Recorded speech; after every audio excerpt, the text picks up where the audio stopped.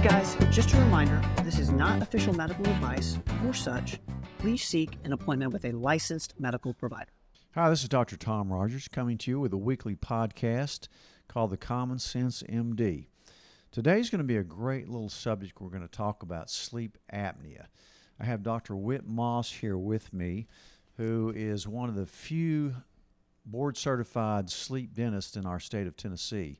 His wife, Andrea, is also a dentist, and they practice together. And we already have a wonderful practice here in Kingsport. And it's funny because Whit grew up right on the same street that I grew up on. So I've known him for years. He's got a wonderful family, wonderful wife, 2 small kids. I mean, just incredible that he's moved back to our area after being in the Knoxville area for many years, even though he doesn't look that old. You can't be that old.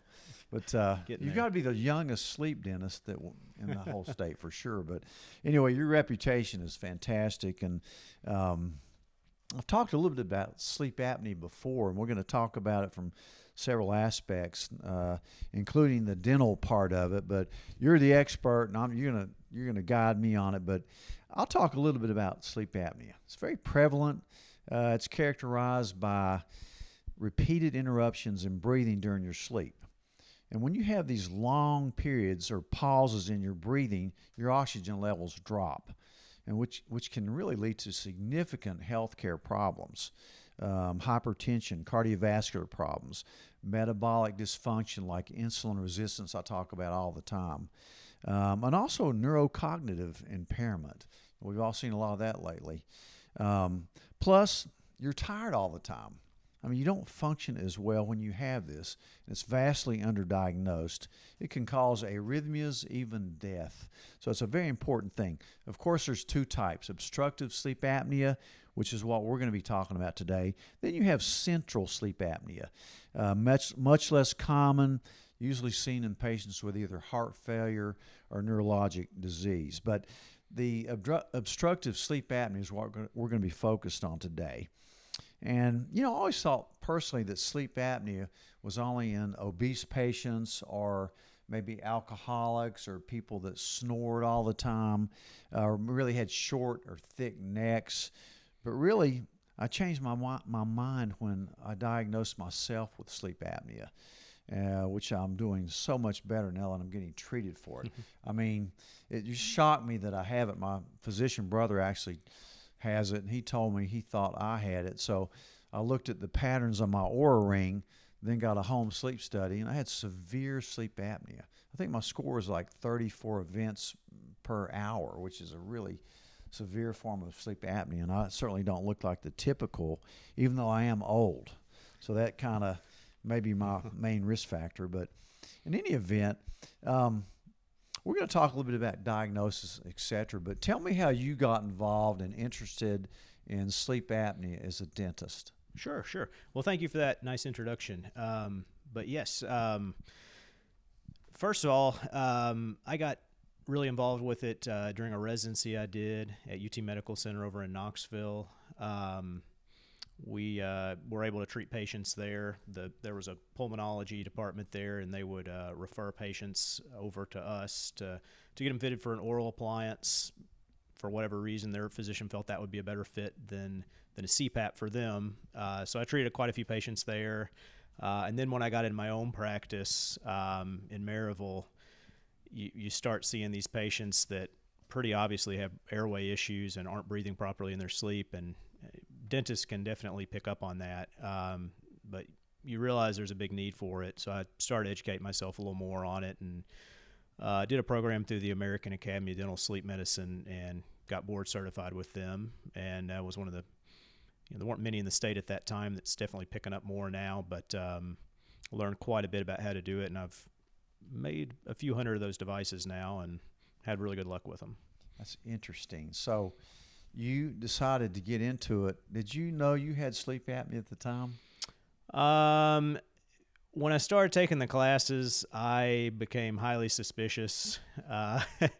And as the symptoms got a little worse, I felt really confident that I did. The only way to really get it diagnosed is actually have a sleep study. And so I pretty much went and I told the sleep doctor I felt like it had to be there, and they seemed to agree with me to the study. And isn't that it was interesting there. how you Yeah. came about that? It seems like in medicine, if you have some condition yourself, you're going to get way better at treating it, empathizing with people. And I mean, you're certainly not the typical sleep apnea patient as well. But, you can, so the question comes up, how do you diagnose this thing? I know there's a Berlin questionnaire that sometimes I'll use. Most of the time I can just talk to a patient, look at them, ask a few questions, ask their spouse or their sleeping partner a question, and it's pretty obvious. And then I send them for a sleep study. Now, one important thing that I'll tell you about myself is I did a home sleep study, which I know you have in your office as well. I really didn't want to go to a sleep lab and do the sleep in some foreign place. I knew I wouldn't sleep well, so it wouldn't be maybe representative of what my typical pattern is. So I found this company that has this device that just fits over your finger. There's more sophisticated ways to do it, like a nasal prong, a heart rate monitor, and maybe a motion detector. And you'll tell me about your device that you have in your office in a minute. But so when I did it, one night showed that I had severe sleep apnea, and it confirmed what my wife had said and my brother had said. And I've been treated for it. I just treated myself. I never went to a sleep doctor, never went to a formal sleep lab.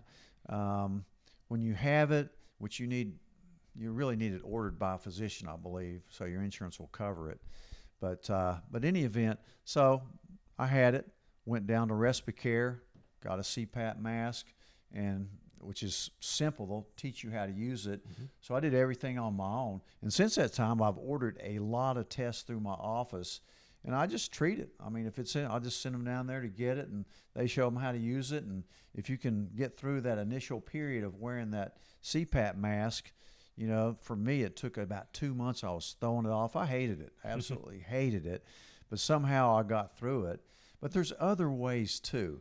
The fact is, a lot of people really can't tolerate the CPAP mask. So give me your feelings on that, and also your home sleep study that you have in your office. Sure. So, adherence is a huge problem, unfortunately. There've been studies that have showed that the 5-year, compliance with CPAP is around 50%. So, unfortunately, about half the people that get on a CPAP are probably not going to use it long term.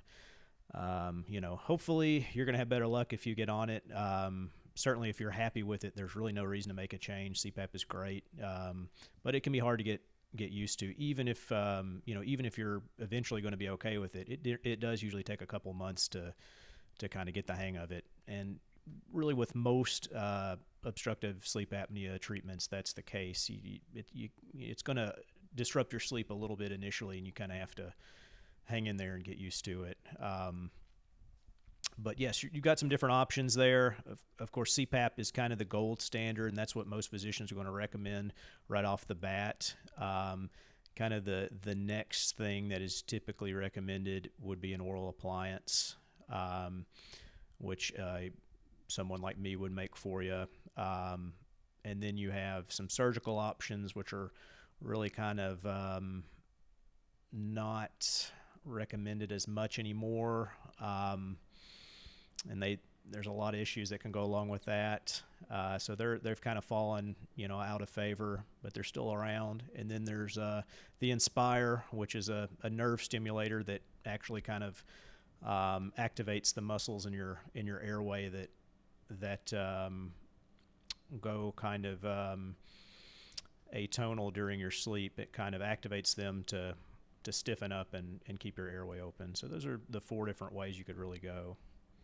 Tell me about the sleep device that you make. Number Right. one, when you look in somebody's mouth, can you tell that they may be a candidate to have sleep apnea? Maybe the way their neck is, the way their mouth, when you look at it, kind of like an anesthesiologist Right. would look at your mouth and see how good a candidate you are for intubation.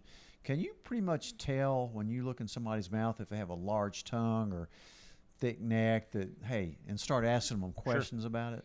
Definitely. If you wanted at home to evaluate yourself, you could get some measuring tape and run around your neck. If you're 17 inches or greater, there's a pretty good chance something is going on. But if you're a really, really huge person, like 6'7" or something, it might be a little bit of a higher number for you. But in general, 17 inches is kind of that's where you start getting a little suspicious. But looking in the mouth, as dentists, there's a lot of things that we can see that, don't necessarily diagnose you, but certainly are red flags. If you have what are called mandibular tori, those are large bony growths on the inside of your mandible, kind of behind your front lower teeth, kind of where your tongue would normally sit, especially if they're very, very large bulbous bumps of extra bony tissue there. That's associated with sleep apnea. If you have a very, very large tongue, especially one that sits really high in your mouth and just kind of takes up your whole mouth, that's worrisome. If you've got an extreme degree of wear on your teeth, where your teeth are just all kind of flattened out, you don't have little points on your teeth, or you look at your front teeth and it's just a flat line across there, there should be some varying levels of length in the front teeth. If they're all the same length, just flat across, you're grinding your teeth more than likely, and that's associated with sleep apnea. So there are several other things, and your dentist is probably pretty aware of them. Hopefully they're taking the time to kind of peek at that when you come in, for your periodic visits. But there's a lot of things that can be found in the mouth there if they're looking. I really think the dentist is in a better position than a family doc to ask people about this, don't you? I mean, it's a perfect opportunity. And also mouth breathers. I talk about the advantages of nasal breathing all the time. If they're a mouth breather, can that be associated with sleep apnea? It can definitely cause some structural changes that can perhaps make you more likely to have sleep apnea. So we know that if you're chronically a mouth breather, it can affect your cranial development. So the way your skull kind of ultimately ends up, you end up with a kind of a skinnier mouth, and that leads to basically a lower volume airway. So it's more likely to collapse. That's something we're really kind of figuring out presently, how that can be addressed and modified through orthodontics. It's still really kind of not 100% sure about how that can be helped, with moving teeth around and things, but there's a lot of interesting work going on with that now, and hopefully in a few more years we'll have some more answers on that. But yeah, definitely, if you're a chronic mouth breather, that's another thing that could be a problem. We see a lot of these kids that have chronic sinusitis, allergy type patients, right? And these kids are mouth breathers, and doesn't it deform the way their mouth is structured and lead to a lot of problems later on? It really can, dentally and otherwise as well. And some things about your face that are kind of considered, unfortunately cosmetically not appealing, really can give you that long face, kind of stretch out, your nose can sometimes lead to your nose being a little bigger and your just mouth being kind of longer. You get that kind of gummy smile because your maxilla, the bone that contains your upper teeth, elongates. Interesting. A lot of different things can go on there. So when you see a patient, you look at all this. Do you see a lot of kids as well in your practice? A fair number, and unfortunately kids can have sleep apnea too. The two main things you would be concerned about there, if they're consistently snoring, kids really shouldn't be doing that. Now, if they've got a cold or, other illness and they snore for, a week or so, that's not really anything you need to panic over. But if they're consistently snoring and they have severe bruxism, which is grinding your teeth, very likely could be some airway issues going on with your child. So interesting. Tell me more about the dental device and how you put that in. Sure. And doesn't it kind of slowly move your jaw forward? It stays in there? Well, can you get ones that pop in and out? Yes. So it's a removable device. It attaches to your upper teeth and your lower teeth, and it advances your jaw anteriorly, basically forward. almost like you're jutting your jaw forward into kind of an underbite position. And they are adjustable. And generally we would start you off with your jaw kind of in a neutral position, similar to how your jaw would be standing when you're standing up, just kind of hanging out, which that's probably not the position your jaw is in when you're sleeping. Your jaw probably retrudes, meaning your jaw moves posteriorly kind of back towards your neck, and that closes up your airway when that happens. So we start off just trying to stabilize your jaw, seeing how that affects your airway. And a lot of people, especially with milder sleep apnea, that is really enough to control the apnea. But in some people, more calibration needs to happen so we can move that jaw forward incrementally. There's a lot of different ways that can be done, a lot of different types of devices that have different mechanisms to pull that jaw forward, but they all, very incrementally will move that jaw forward, and we kind of observe your symptoms, and ultimately when we feel like we have you in the right spot, we usually recommend a follow-up test just to confirm that your apnea is improved. So that's got to be a very technical thing, because you're talking about millimeters here, because you don't want to get their bite so off that it starts to give you TMJ or something like that, or underbite. So these devices fit on the upper and the lower, and you wear them just at night? Just at night, yes. Okay.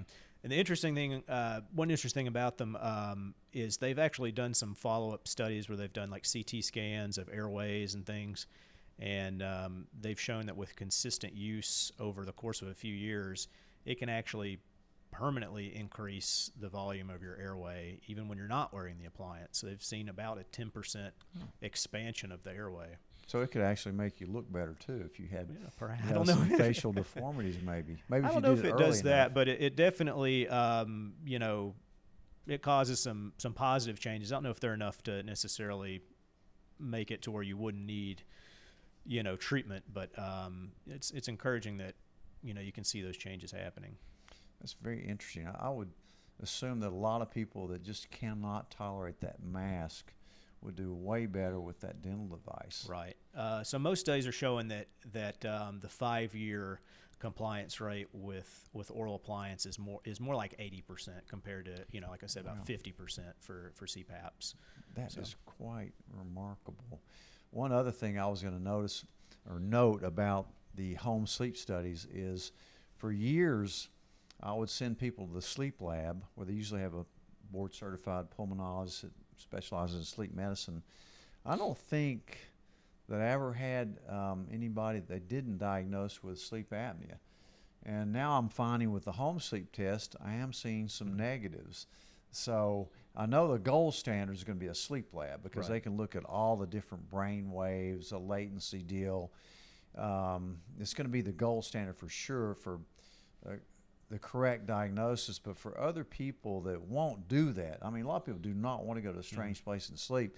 But it's interesting that I am getting some negative tests in people that are maybe equivocal, so they probably don't need a lot as far as that goes. But there's no doubt in my mind that this thing is vastly underdiagnosed.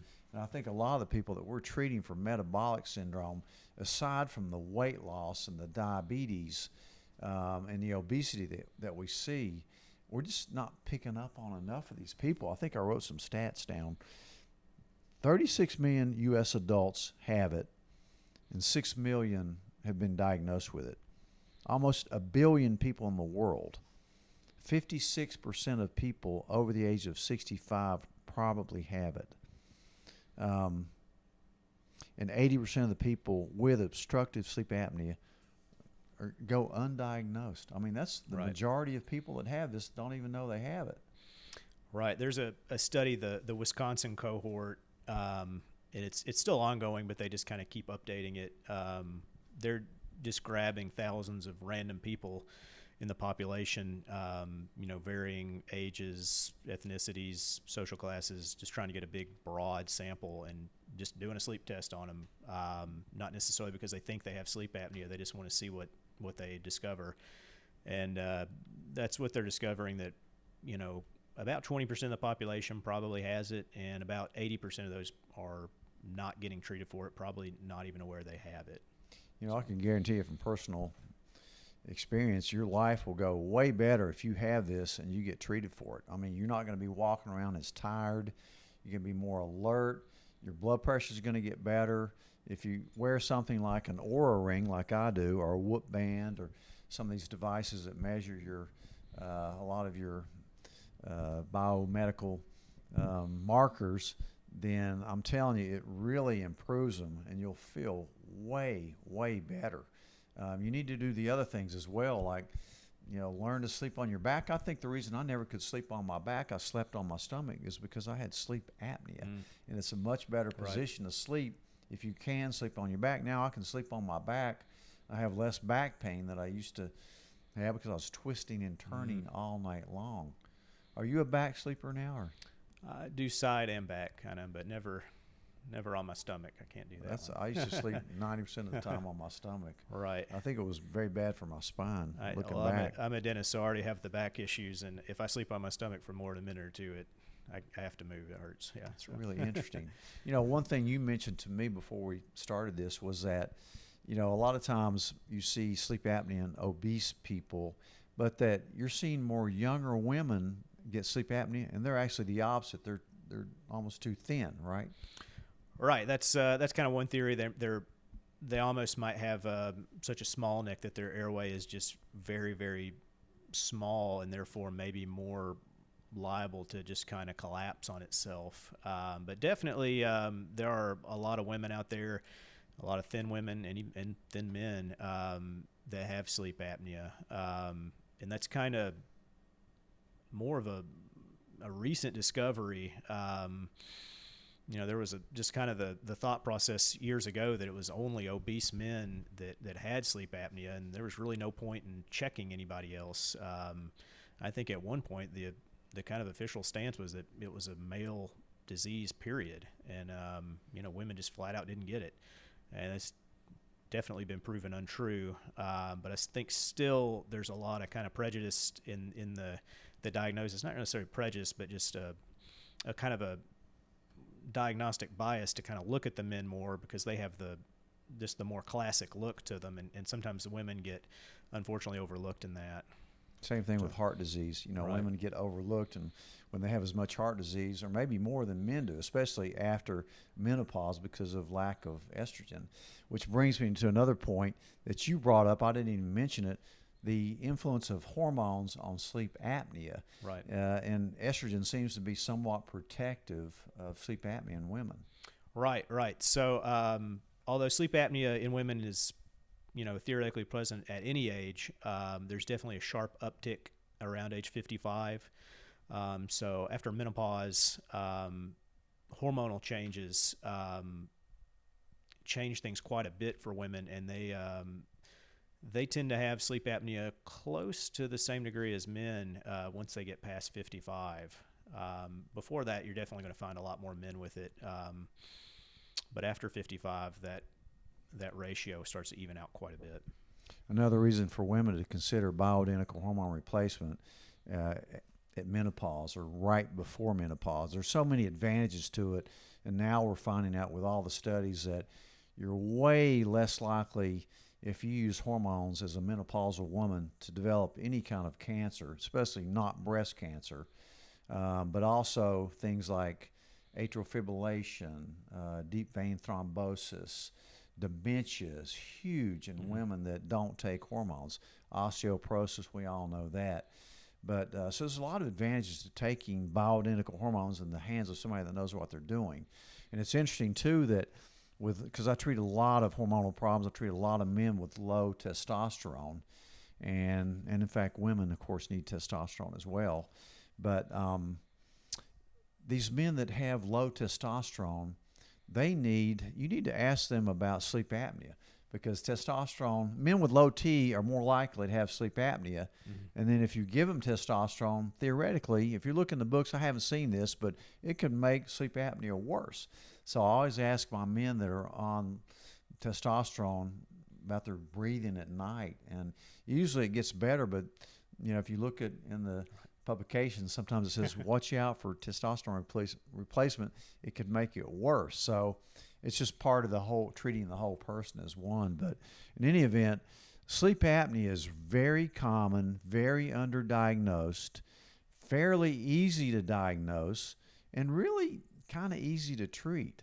You know, a lot of people don't like the CPAP mask. They just can't tolerate it. Like you say, the compliance rate down the line is not great.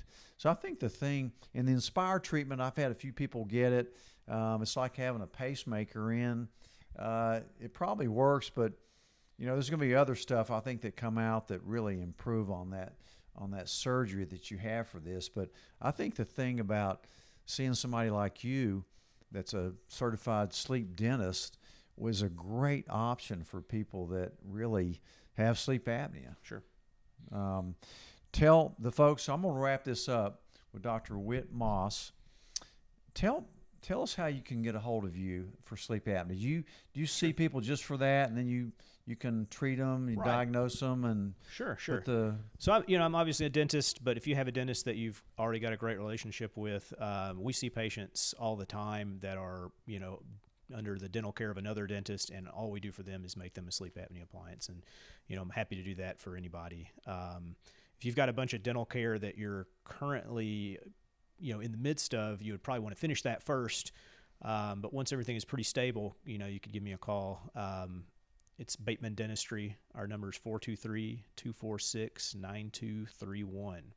And, we get you in for a consult, make sure you're a good candidate for one of these. And if you feel like that's something you want to move forward with, we can get the process started. I appreciate you coming here, Whitt. You're very trustworthy. You were Oh, thank trustworthy as a kid. My parents just spoke so highly of you growing up as a little kid. At the time, I was off.